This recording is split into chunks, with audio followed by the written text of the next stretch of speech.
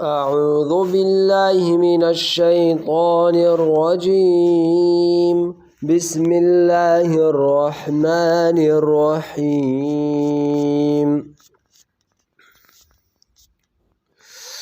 إن ينصركم الله فلا غالب لكم وإن يخذلكم فمن ذا الذي ينصركم من بعده وعلى الله فليتوكل المؤمنون صدق الله العظيم. نن به د سوره آل عمران درس نمبر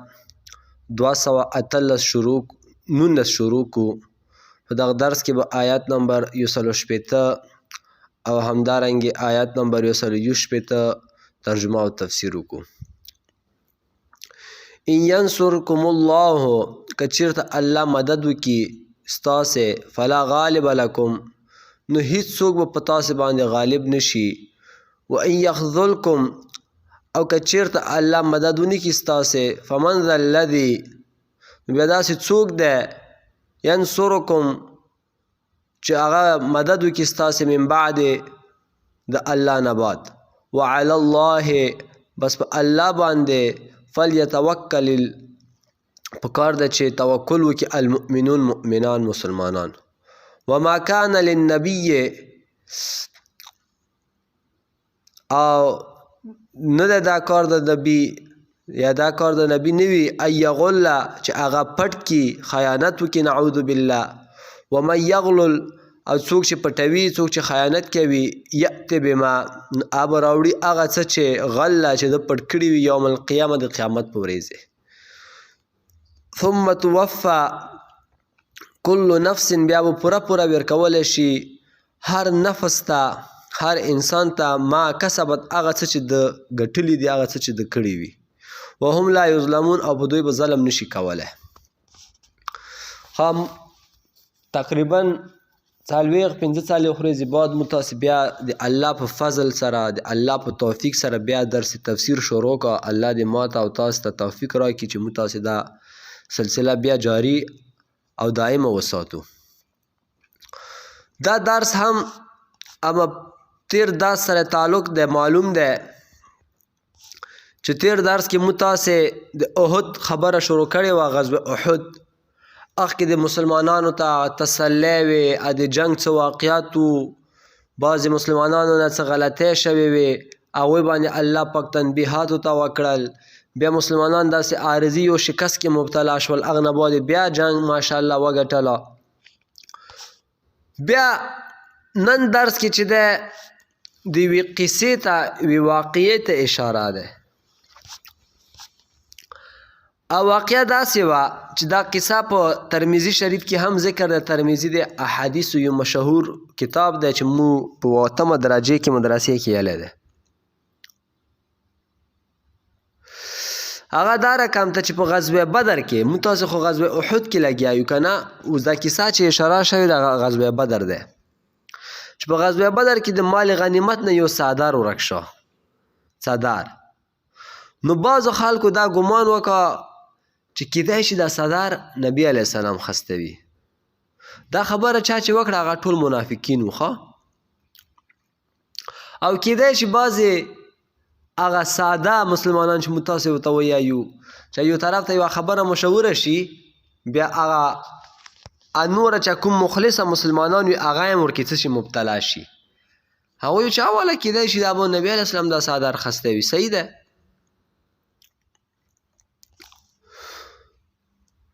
او هغوی به دا ګمان کوله کیدای شي نبی علیه السلام ته دا اختیار وي چې غنیمت نه کوم شی د خوښېږي بس خلي دی که اجازات خلي او که نه خلي. هغوی به کیدای شي دغه ګمان یې دا خبره کړې وي. نو په هغې خبرې باندې الله پاک دا آیات نازل کا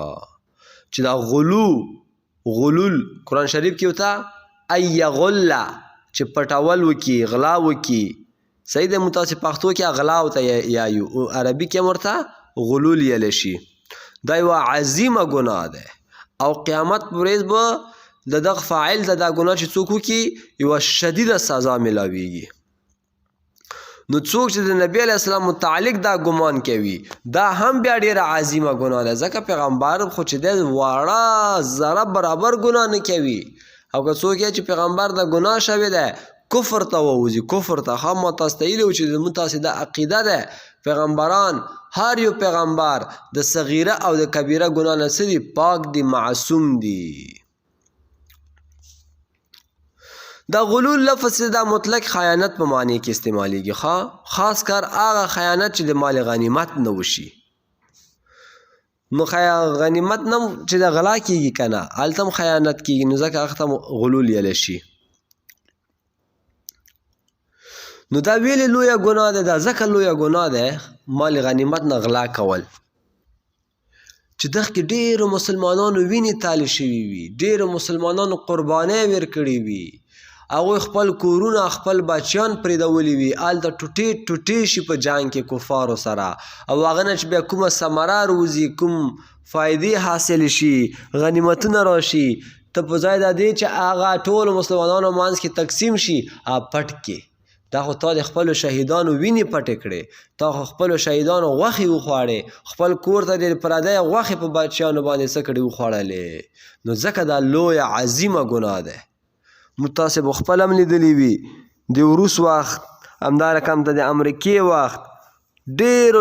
لویو خلکو د ډالرو دپاره د روپیو دپاره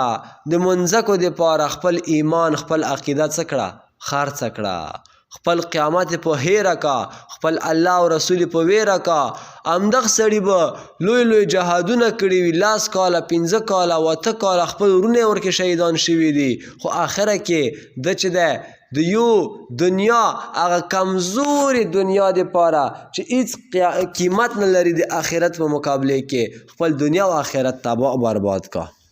صحیح ده په دغه دنیا کې خو تا چې کوم غنیمت نه غلې وکړې د شهیدانو د مجاهدینو مالونه دې وخوړل خپل هغه 2 ورځې زندګي خو دې ښه کړه خو هغه ټول ابدي زندګي دې څه کړه تباه کړله تباه لویه ګناه ده ښه دا غنیمت نه غلا کول دا لویه ګناه ده الله دې موږ تاسې وساتي که چا کړي وي الله دې هغه ته توفیق ورکړي چې توبه وباسي چې کوم مال یې پټ کړی دی هغه به واپس حواله کوي بیت المال ته مجاهدینو ته پوه شوئ که چېرته هغه کسان نه وي دا مال به د الله په لیارې کې وباسي بغیر د ثواب د نیت نه دا یې حل دی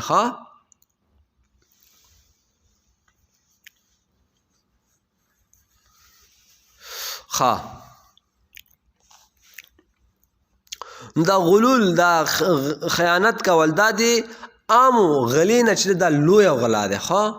ته خو چې یو سړي نه غلا وکړې که نه خو د یوه سړي حق دی وویلو که نه هغه دنیا کې به دې هغه نسي او که د غنیمت مال نه دې غلا وکړه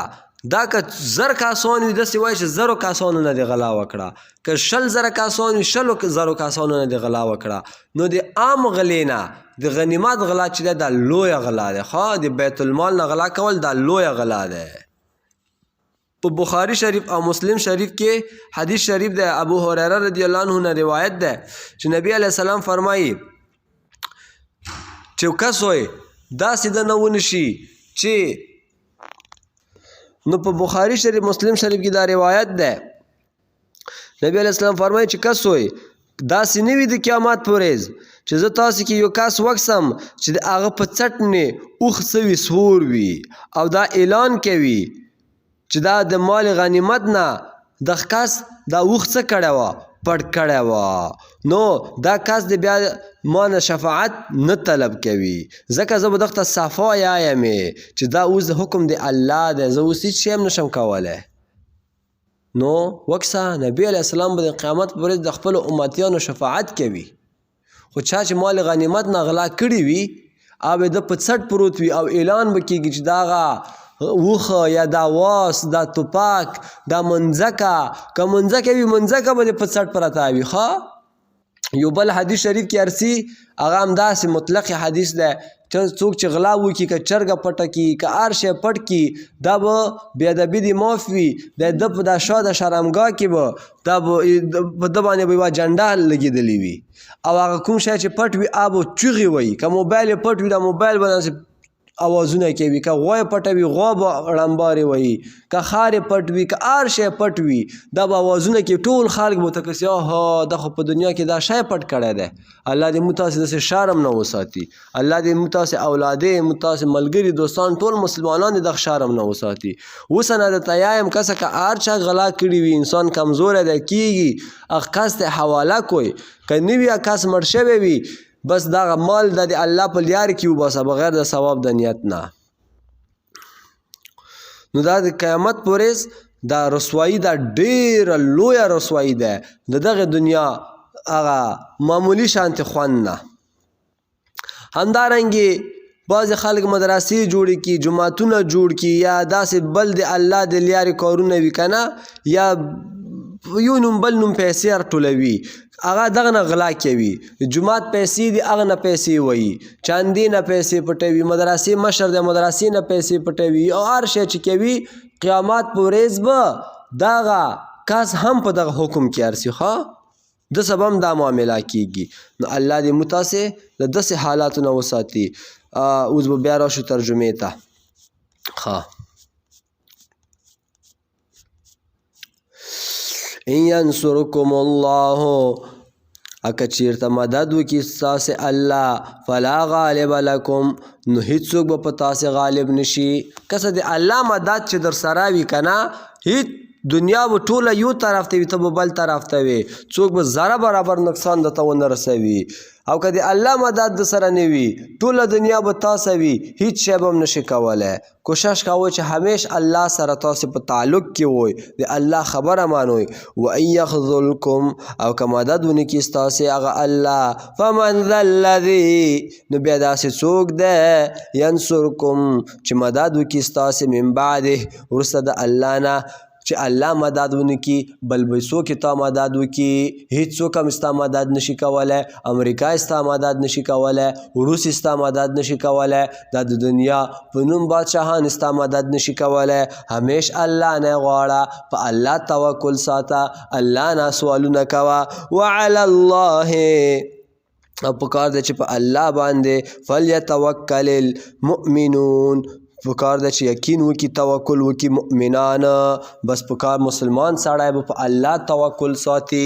داسې نه چې داسې به هم نه کوي جومات کې کښېنې او بس ناست وي لمانځونه کوې، ورکې ولاړ شه کار ته وځه، نه کار نه کوم ویلې توکل کوم، نه توکل به دغته نه شي ویلی، توکل دغته ویلی شي چې کار روزګار شروع وکړه، د عبادت هم کوه، هغه نه بعد په الله توکل کوه چې اوس به ماته الله رزق ورکوي، اوس به ماته الله دا کار حل کوي.